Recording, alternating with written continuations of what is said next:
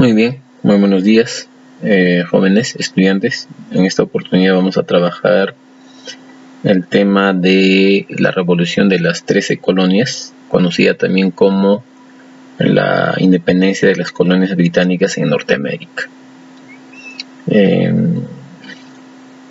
Su importancia radica en que fue una de las primeras revoluciones que logró su independencia.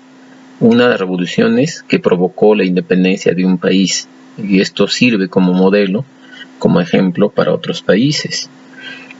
Vamos a ver entonces acá algunos antecedentes, algunas causas, los protagonistas, etc. Veamos el tiempo y el espacio y quienes impulsaron este proceso de la revolución. Si nosotros hablamos de cronología, vamos a señalar de que abarcó del 22 de marzo de 1763 al 3 de septiembre de 1783. Y si hablamos del espacio geográfico de quienes protagonizaron, podemos decir lo siguiente, ¿no? Que hasta el año de 1776, hasta la declaración de la independencia, era conocida como las 13 colonias. Pero posterior a eso será conocido ya como los Estados Unidos de Norteamérica. Pero también la participación de la provincia de Quebec. Ahora, ¿quiénes protagonizaron o quiénes impulsaron el desarrollo de la Revolución Norteamericana? Obviamente los colonos, ¿no? Los norteamericanos, pero apoyados también por España, por Francia, ¿no? Entonces podríamos decir que la rebelión de las colonias que el Reino Unido poseía en el norte de América constituyó la primera revolución de carácter burgués y el precedente de otras revoluciones. Tal es el caso de la Revolución Francesa como la revolución de las colonias de América del Sur y Centroamérica también. Y su importancia radicó en que por primera vez se puso en práctica de forma real y concreta una organización política de carácter liberal, asentada sobre las bases ideológicas de la Ilustración. De hecho, la Ilustración va a ser una de las causas ideológicas más importantes para la Revolución Norteamericana, ¿no? Pero también para la Revolución Francesa, ¿no? Para la independencia de países sudamericanos también.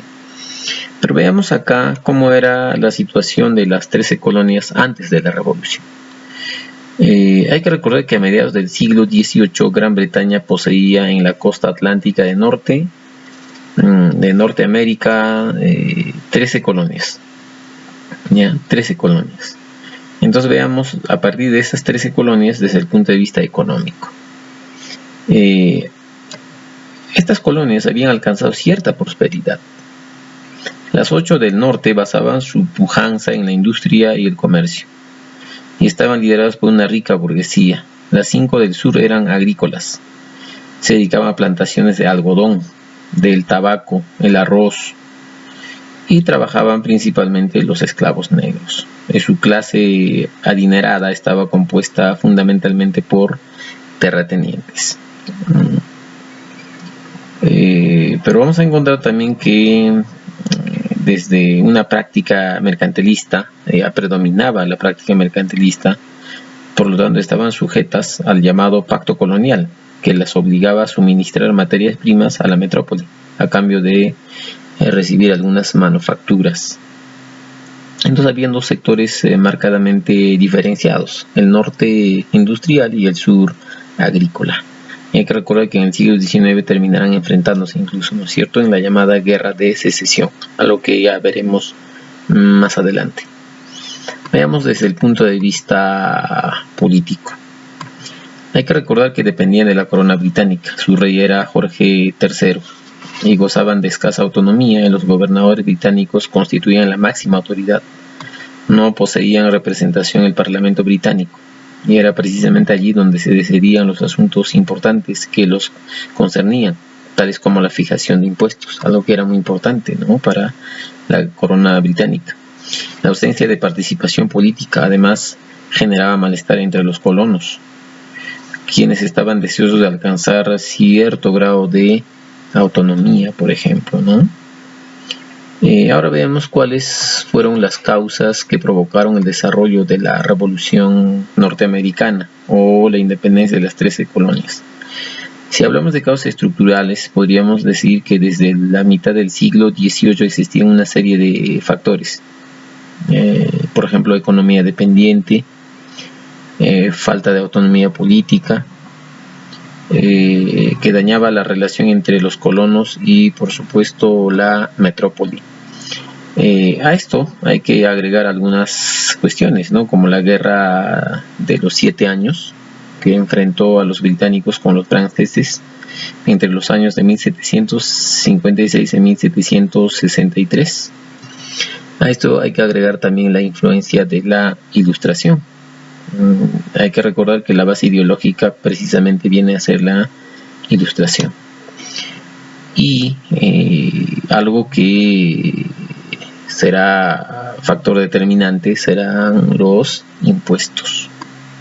Y justamente hablemos de los impuestos, que fueron la desencadenante. Uno de estos impuestos fue la Stamp Act o la ley del timbre del año de 1765, sello que grababa la adquisición de documentos oficiales y la prensa. También Jorge III de Inglaterra implanta el Sugar Act, impuesto al azúcar. La oposición de las colonias a lo que consideraban una tasa abusiva obligó a la corona a retirarla. Sin embargo, más tarde, hacia el año de 1767, fueron establecidos otros impuestos conocidos como Townshend Acts, que gravaban al papel, al vidrio, al plomo y al té. Y hay que recordar que había monopolio del té para la Compañía de las Indias Orientales, conocidos como Boston Tea Party. Los colonos consideraron ilegítimas tales contribuciones y denunciaron la imposibilidad de disponer de prestaciones en los foros donde se decidían iniciativas de tal calibre. Las protestas no se hicieron esperar y alcanzaron especial gravedad en el año de 1770, año en que tuvo lugar la llamada Matanza de Boston, que para muchos es el chispazo para el desarrollo de la Revolución norteamericana. Ante la violencia generada como consecuencia de la matanza de Boston,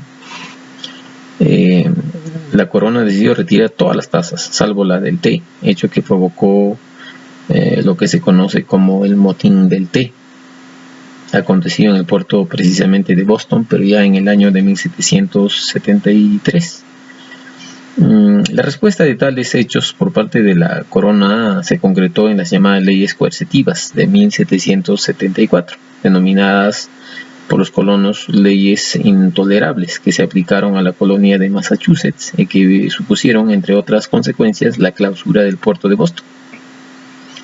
El 5 de septiembre de 1774, los representantes de las asambleas de las colonias se reunieron en Filadelfia. El dilema que enfrentaba el Congreso no era simple, porque tenía que mostrar firmeza ante el gobierno inglés y a su vez debía poner freno a los deseos independentistas de los hijos de la libertad, que alarmaban a los sectores conservadores más proclives a llegar a un acuerdo con la corona.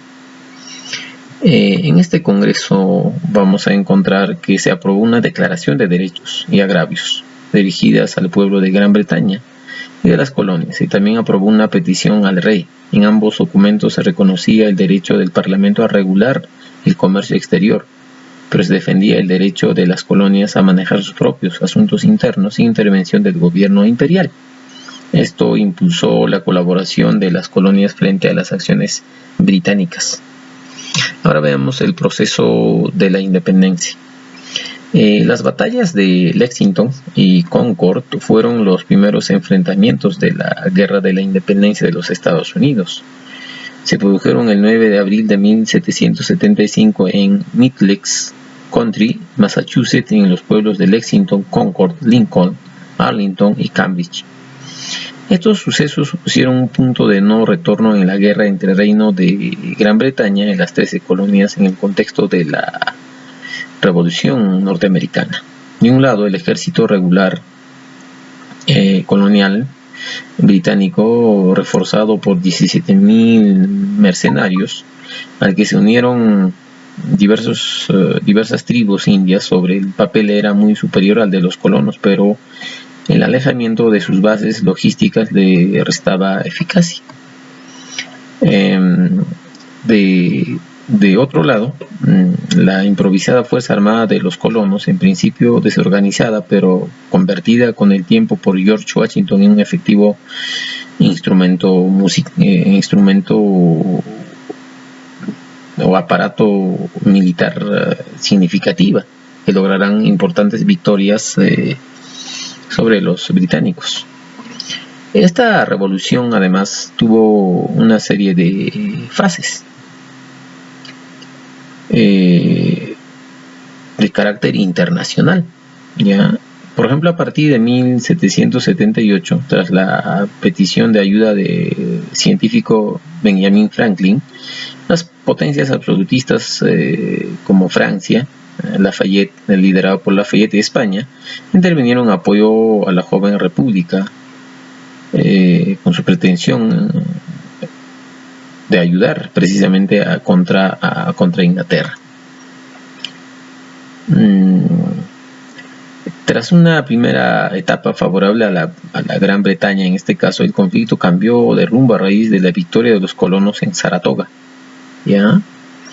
Y posteriormente en la batalla de Yorktown. Fue una de las últimas batallas que determinó realmente el proceso de la independencia de los Estados Unidos.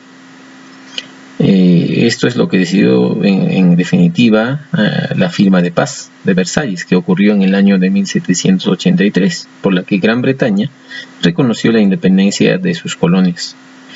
Hay que recordar, sin embargo, que la declaratoria de la independencia se había producido todavía en el año de 1776. El triunfo entonces de los norteamericanos sobre los ingleses provocará la creación de un nuevo estado. El nuevo estado surgido de la revolución se asentó sobre un conjunto de valores e instituciones inspirados en el pensamiento liberal y sobre todo en el pensamiento ilustrado, que se extendieron posteriormente a otros países. Por supuesto, también llegó a los países sudamericanos, ¿no?, incluido el Perú. Además, hay que recordar que el Estado surgido garantizaba una serie de prerrogativas. Según ellas, cualquier persona al nacer goza de una serie de derechos naturales, individuales e intransferibles a la vida, a la libertad y a la igualdad, a la propiedad, a derrocar a un gobierno injusto, es decir, la soberanía nacional, a la defensa legal, el habeas corpus, y a la libertad de expresión, asociación, prensa y religión. Estos derechos fueron plasmados tempranamente en la Declaración de la Independencia, que ocurrió el 4 de julio de 1776, como ya hemos mencionado, y que fue redactado en este caso por Jefferson en la Declaración de Derechos del Estado de Virginia en el año de 1776. Y así vamos a encontrar que se establece además la Constitución de el año de 1787, ¿no?, que respetaba las singularidades de cada uno de los estados. Y a ella se sometieron bajo la idea de soberanía nacional todos los gobernantes y cargos públicos. Supuso la primera plasmación práctica de los principios políticos del liberalismo. Así, la organización política por la que se optó fue la de un Estado federal, republicano, que agrupaba las 13 colonias en una confederación voluntaria. Su vínculo quedaba garantizado por un poder federal fuerte, cuyo papel consistía en conciliar los particularismos de cada uno de los Estados miembros en aspectos tales como la política exterior, la política económica o el ejército. Actualmente la Constitución de 1787 sigue en vigor en Estados Unidos, si bien ha sido objeto de numerosas enmiendas que le han permitido adaptarse a los tiempos, pero es algo que está vigente, ¿no?, a diferencia, por ejemplo, de nuestro país, ¿no es cierto?, en el que se han creado una serie de constituciones de acuerdo a los intereses muchas veces.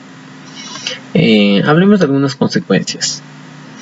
Desde el punto de vista económico, los Estados Unidos de Norteamérica se liberaron de las trabas mercantilistas que les imponía la metrópoli cuando eran colonias y se lanzaron a un proceso de expansión económica y territorial, conquista del oeste, que los llevó a convertirse en una gran potencia. Desde el punto de vista internacional surgió el primer ejemplo de descolonización en cuanto al carácter internacional del conflicto. Hay que distinguir entonces varios casos, ¿no? Por ejemplo, para Francia la guerra implicó un considerable gasto. España se anexionó extensas áreas del sur de Norteamérica. Desde el punto de vista internacional entonces surge este proceso de descolonización.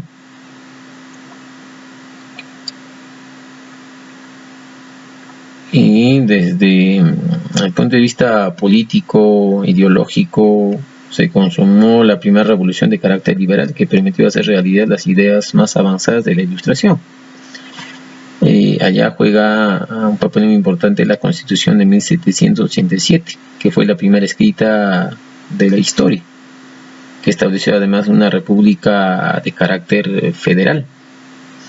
Esto llevó a la práctica la teoría propuesta por el barón de Montesquieu, quien planteaba precisamente la división de poderes. El poder legislativo, ¿no? El poder ejecutivo, el poder judicial, y que estos debían actuar de manera equilibrada. Y esto es algo que se va a lograr en los Estados Unidos precisamente, ¿no? En términos generales podríamos señalar entonces de que la Revolución Norteamericana sirve de base, sirve de ejemplo para las otras revoluciones, como ya hemos mencionado, como la Revolución Francesa y las revoluciones hispanoamericanas, incluyendo nuestro país.